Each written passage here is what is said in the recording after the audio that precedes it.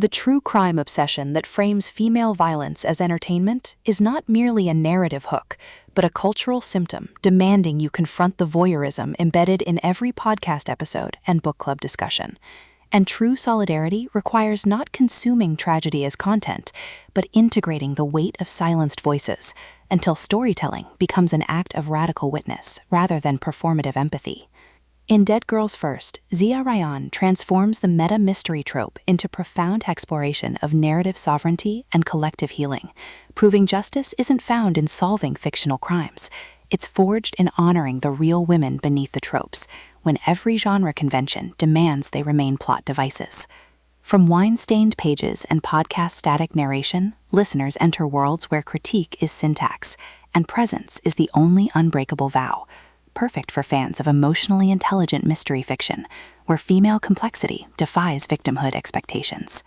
When book club founder Alara Vance organizes a discussion of a sensationalized murder novel, expecting cathartic debate, she discovers the text mirrors the exact eraser she's endured beneath years of performative feminism,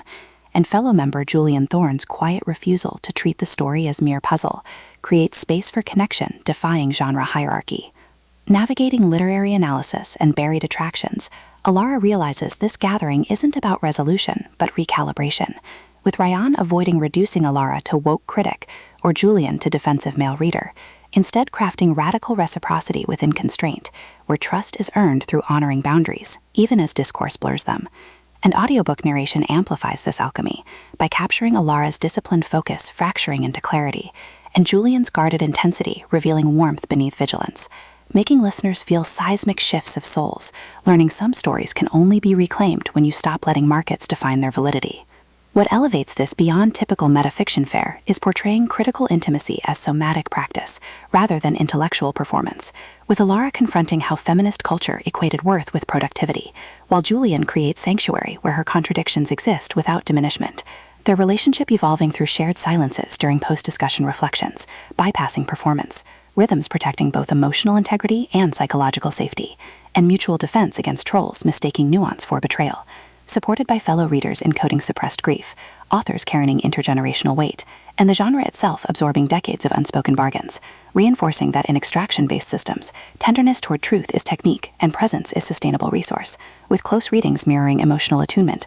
and book club rituals becoming metaphors for earned trust. For audiobook listeners, this production is immersive descent into sacred witness, with narrators embodying Alara and Julian with remarkable distinction, sound design anchoring existential stakes through distant page turns, rain against cafe windows, and hushed breath syncing with moments of clarity, pacing mirroring discursive cadence from deliberate reflection to surging awakenings, ultimately redefining meta-mystery by centering female epistemology within critical frameworks, and affirming that sometimes the most powerful act is choosing to read slowly, honoring whole self, even in landscapes shaped by spectacle.